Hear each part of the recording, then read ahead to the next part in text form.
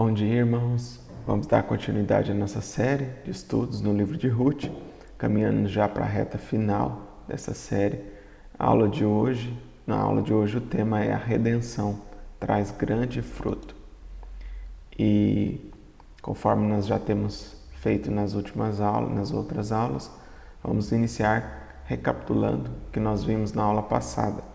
Então, na aula passada nós vimos Boaz buscando resolver a situação que ele prometeu a Ruth.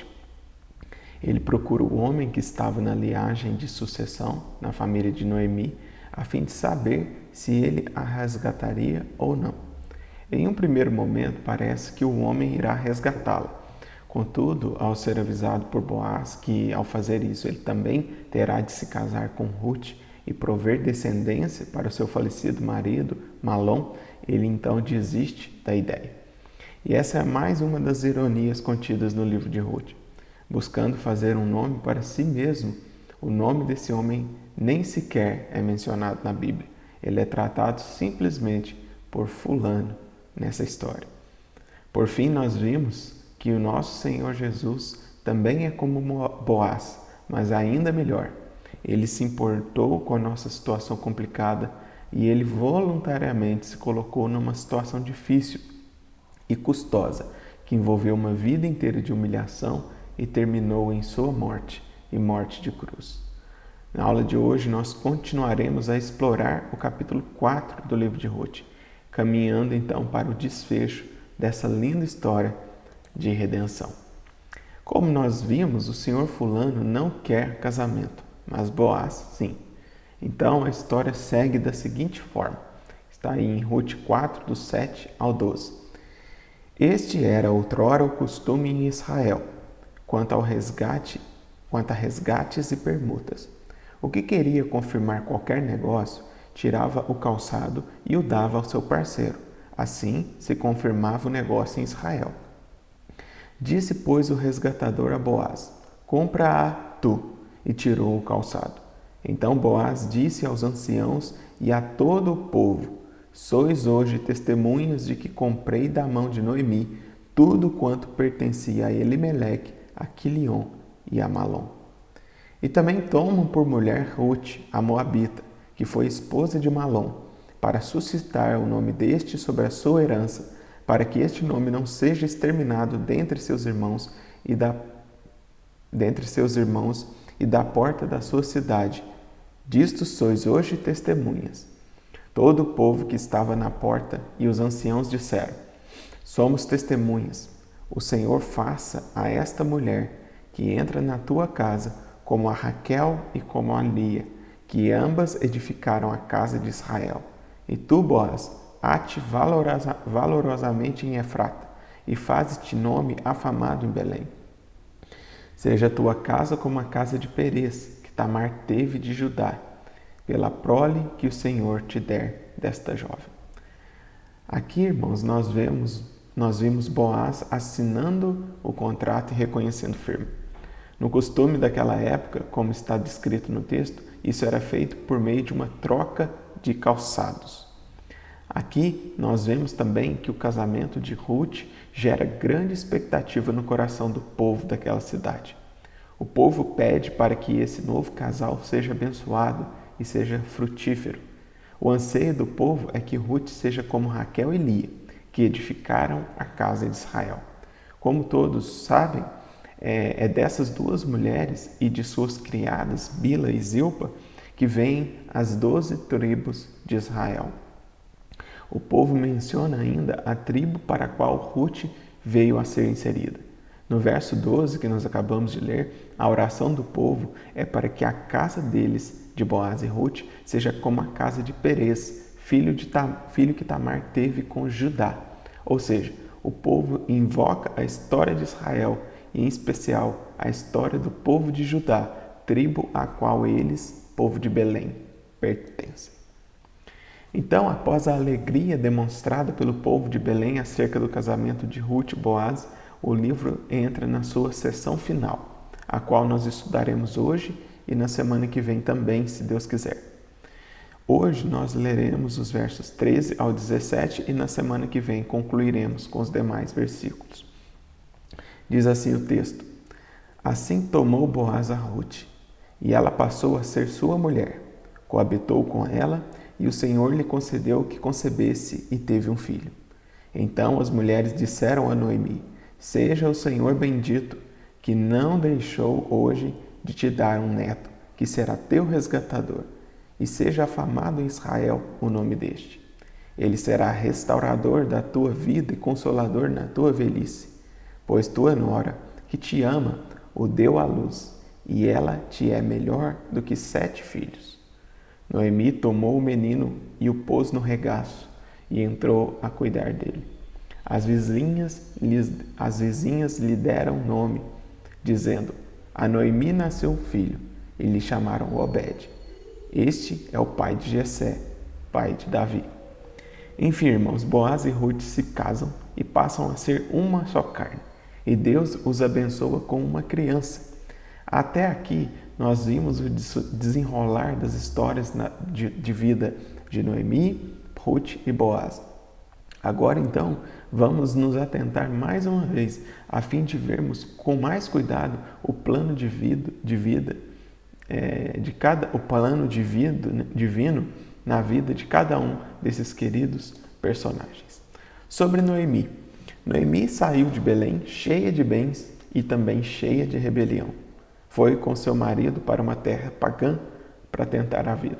Por lá perdeu tudo, inclusive o marido e seus filhos. Voltou vazia e amarga. Vazia entre aspas, né, irmãos? Porque ela tinha Ruth, mas era incapaz de perceber o bem que tinha ao seu lado.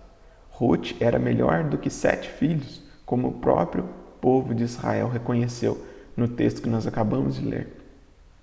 Porém, esse não é o estado final de Noemi. Ela, que começou vazia e amarga, termina no livro como uma nova mulher, cuidando de um bebê, o seu descendente. Aqui podemos ver novamente o cuidado de Deus para com o futuro de Noemi. Sua velhice e viuvez estão agora protegidas por Boaz, Ruth e Obed, o seu netinho. E isso nos ensina uma preciosa lição, irmãos. Às vezes nos pegamos a pensar que Deus está ocupado com coisas mais importantes e nos reprimimos a orar por coisas aparentemente pequenas aos nossos olhos. Contudo, Yahvé não é um Deus distante que cuida apenas de coisas grandes. O Deus que direciona eventos cósmicos que deslumbram os astrônomos é o mesmo Deus que cuida de gente simples, de uma cidadezinha pequena lá do Oriente, buscando por espigas nos cantos das plantações.